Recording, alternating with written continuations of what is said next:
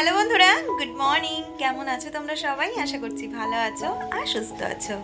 আমরাও বেশ ভালো আছি।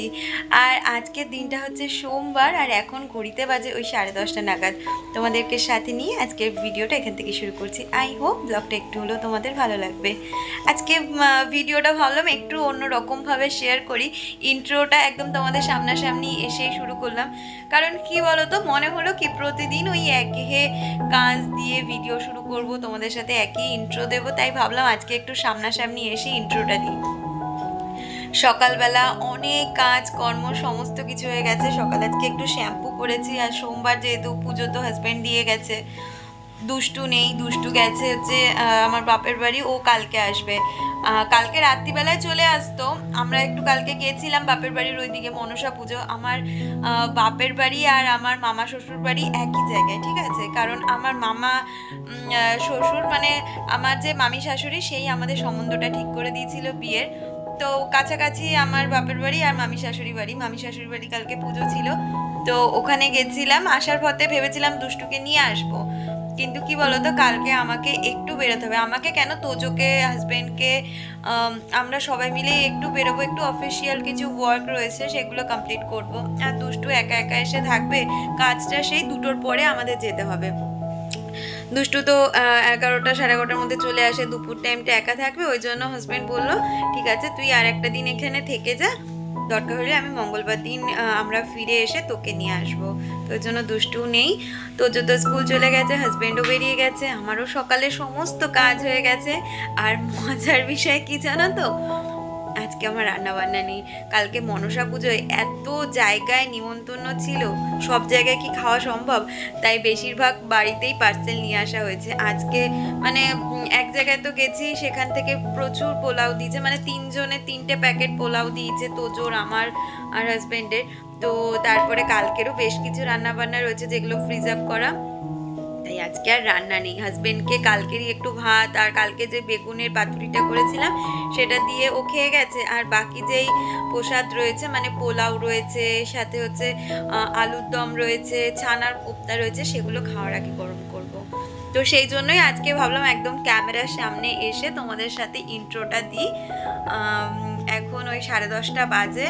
নিজের এখন আর কোনো কাজ বলতে, এখন আমি নিজে একটু নিজে একটু ব্রেকফাস্ট করব মানে আমার প্রিয় খিচুড়ি রয়েছে, কালকে প্রসাদ পাওয়া গেছে, খিচুড়িটা গরম করেছি, ওইটাই এখন নিয়ে খাবো, সাথে ভিডিওর কাজ কমপ্লিট করব। আর ওই দিকের ঘর বাড়ি একটু মানে ঘর দর একটু পরিষ্কার করার আছে, মানে বিছানাপত্র একটু পরিষ্কার করার আছে, সাথে জামা কাপড় কেচে দিয়েছি সকালে, সেগুলো তুলবো, ভাঁজ করব, এই টুকটাক কাজগুলো আছে। আজকের দিনটা এইভাবেই তোমাদেরকে সাথে নিয়ে শুরু করলাম। তাহলে পুরো ভিডিওটা তোমরা দেখতে থাকো, আর কেমন লাগলো অবশ্যই জানিও। তোমাদের যেমনটা বললাম আর কি, সকালবেলা করে আমার সেরকম অর্থে কিন্তু ব্রেকফাস্ট করাই হয় না, কিন্তু যেহেতু খিচুড়ি পেয়েছি, সেটা না খেলে কি আর হয়?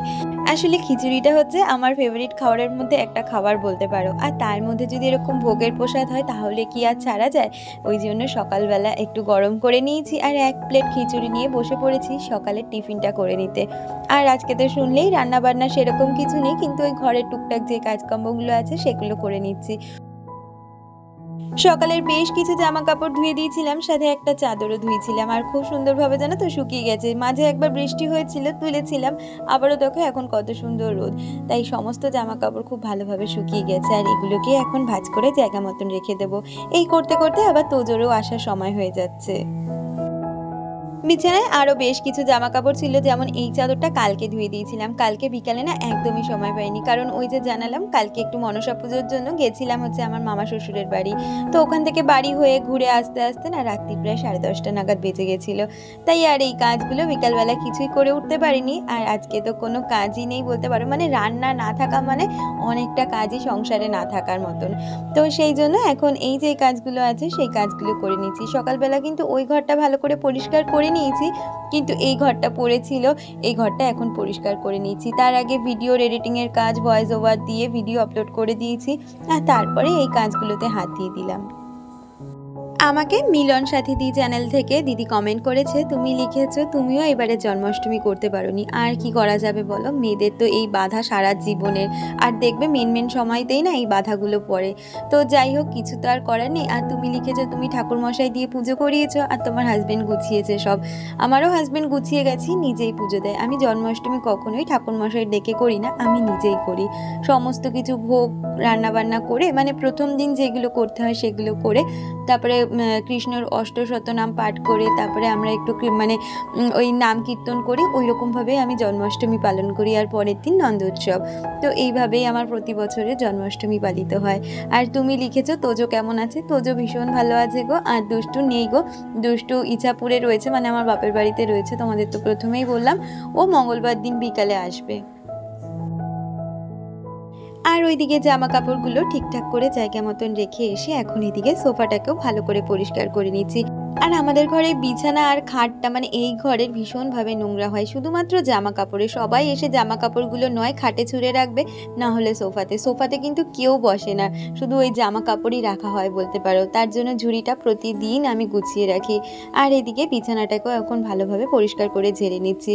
তোজো এখনও আসেনি, তোজো আসার আগে এই কাজগুলো আমি একটু যদি সেরে নিতে পারি তাহলে ও এলে ওকে অনেকটা সময় আমি দিতে পারবো। আসলে কি হয়েছে জানো তো, দুষ্টু না থাকার ফলে তোজো না অনেকটাই মানে ঝিম দিয়ে গেছে বলতে পারো সেই রকমভাবে। আর ও মানে পার্টনার পাচ্ছে না, তো কথা বলার সঙ্গী নেই। আমার সাথে যতটা বলে ততটাই, ও দিদির সাথে থাকলে হাসি খেলা মারধর এরকম তো সারাদিন চলতেই থাকে। তো সেই জায়গাটা থেকে ও কিন্তু অনেকটাই ঝিম দিয়ে গেছে। আর এই দেখো কথা বলতে বলতে তোজো কিন্তু চলে এসেছে। এসেই আগে ওকে একটু ফ্রেশ করে দিলাম, তারপর বসে একটু জল খাবে, তারপর টিভি দেখে ওই 10-15 মিনিট বাদে ওকে স্নানে পাঠাই। আর ও তো এখন জানোই অনেকটাই বড় হয়ে গেছে বলে একাই স্নানটা সেরে নিতে পারে। আমার আর আগের মতন ওকে ধরে বেঁধে কিছুই করাতে হয় না, খাওয়াটাও নিজেই খেয়ে নেয়। আর ওকে ওইদিকে স্নানে পাঠিয়ে এদিকে বেশ কিছু বোতল কিন্তু খালি হয়েছিল, যেগুলো আমি ভরে নিচ্ছি। মাঝে ও স্নান সেরে এসে কয়েকটা বোতল আমাকে মানে ঘরে নিয়ে গেল, হাতে হাতে হেল্প করলো। আর এই যে আজকে দুপুরের লাঞ্চ, কালকে না পনির আলুর দম রয়েছে, তার সাথে রাত্রিবেলা এরকম তিনটে কন্টেনারে কিন্তু পোলাও পাওয়া হয়েছিল। আর তার সাথে এদিকে ছানার কোপ্তা, বোঁদে, চাটনি সমস্তটাই রয়েছে।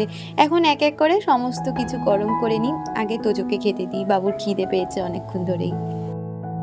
আসলে কি বলতো, আমাদের মতন মধ্যবিত্ত ঘরের গৃহিণীরা যদি একটু বুদ্ধি করে আলসেমি না করে বুঝে সুঝে সংসারটা চালাই না, তাহলে না বছর শেষে সংসার খরচ থেকে কিন্তু আমরা হাজার হাজার টাকা সেভ করতে পারি।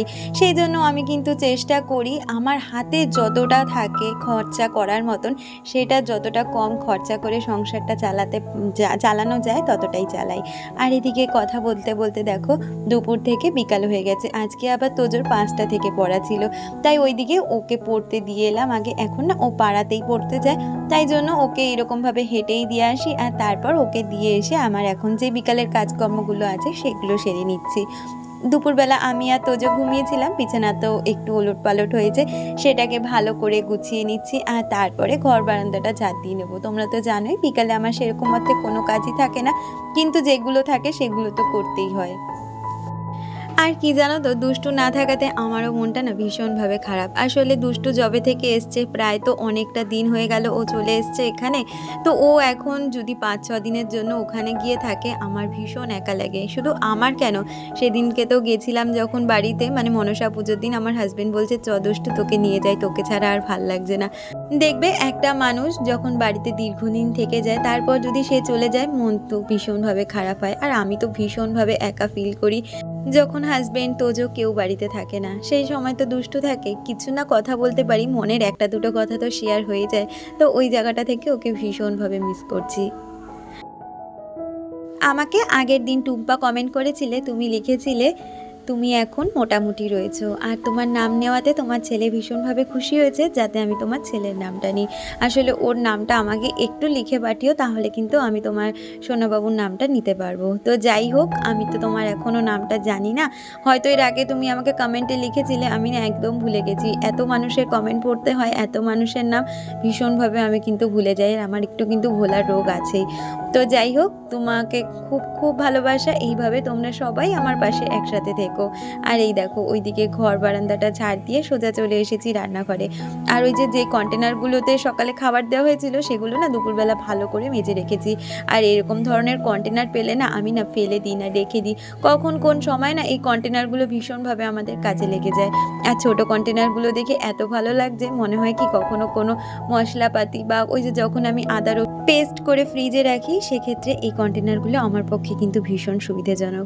আর ওইদিকে কথা বলতে বলতে হাজব্যান্ডও চলে এসেছে, তাই জন্য দুজনের জন্য কিন্তু 2 কাপ চা করে নিলাম। আর চা খেয়ে মাঝে কিছুটা সময় কাটিয়ে নিয়েছি, আর তারপরে আবারও ফ্রেশ হয়ে চেঞ্জ করে নিয়েছি। আর এখন সন্ধেটাও দিয়ে নিচ্ছি।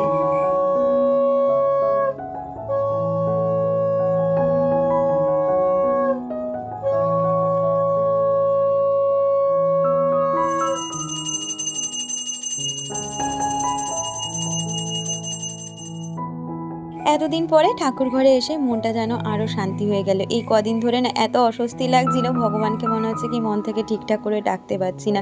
তবে সবসময় তো মনে মনে তাকে আমি স্মরণ করছি। আর এখন সমস্ত ঘরেই একটু ধূপ দেখিয়ে দেবো। আমি কিন্তু অনেক দিন হয়ে গেল আমার সমস্ত বন্ধুদের নাম ঠিকঠাক করে নিতে পারছি না, কারণ হচ্ছে দুষ্টুর ফোনটা আমার কাছে নেই। ও এলে সবার নাম আমি সুন্দরভাবে তোমাদের নিয়ে নেবো। তাহলে আজকের ভিডিওটা এই পর্যন্ত রাখছি, দেখা হচ্ছে পরবর্তী ভিডিওর সাথে।